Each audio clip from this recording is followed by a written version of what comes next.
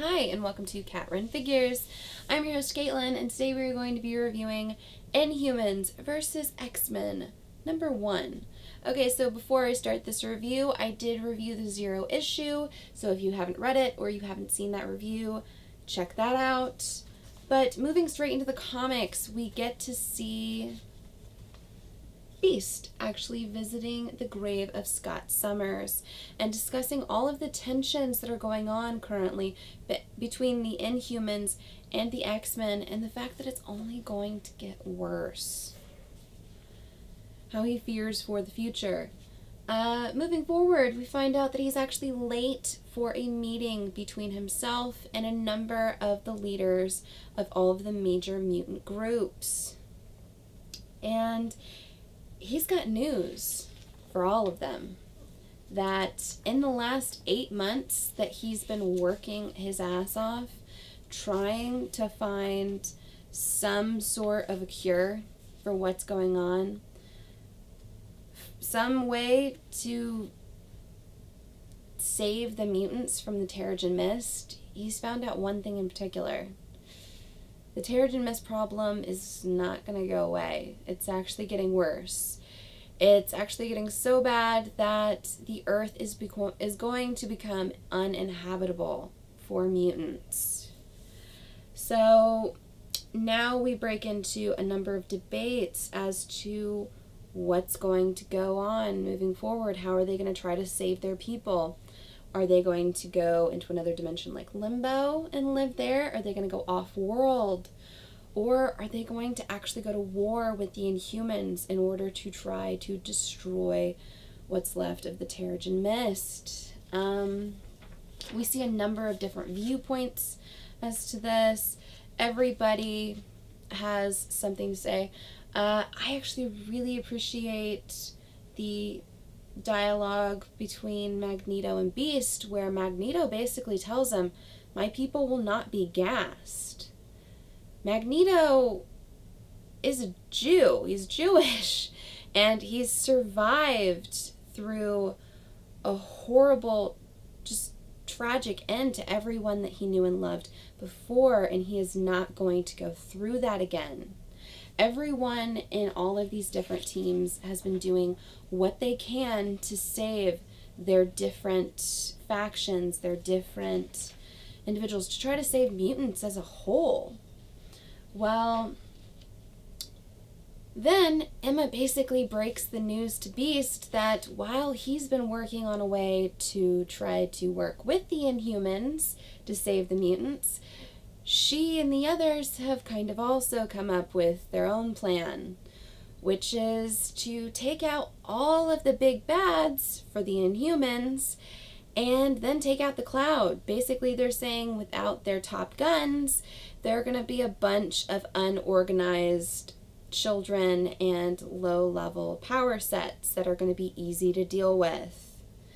So they vote on this, and Beast basically says he'll have no part of it. He doesn't care what the vote looks like, and he's going to go back to the Inhumans. Well, they can't allow that to happen. So Aurora, she blasts him, and she blasts him pretty bad, as you can see right there. And it's kind of a little bit of a heartfelt moment where he says, "Aurora, why?"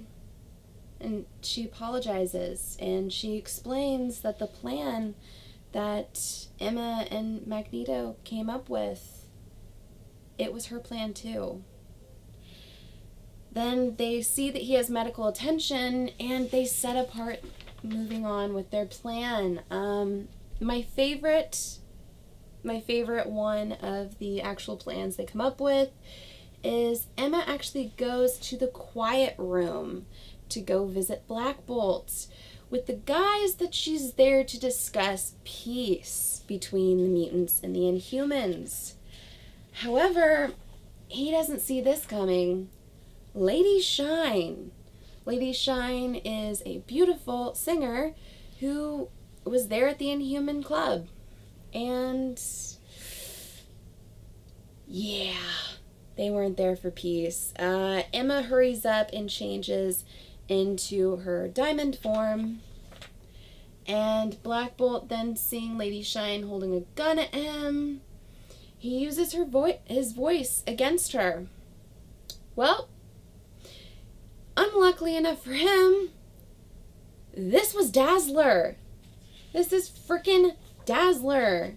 Which, you don't know who Dazzler is, she can take in any kind of sound waves and turn it into light. Dazzler is fantastic. I love Dazzler. I love the fact that she was Emma's secret weapon. I'm in love with this plan. But, yeah, after she turns his own voice against him, the two women, after incapacitating Black Bolt, walk out of the club, and Emma asks her to remind her never to raise her voice at her. But yeah, moving forward, they have to take out the Inhumans' large dog. They got to take out Karnak, which is another great one. Karnak actually faces young Jean Grey. And he's basically saying that it's kind of insulting that they would send a child to take care of him, because he can very easily get away from her. And so it's funny, because they've been having the same conversation for the last 6 hours. She has stuck him in an infinite loop.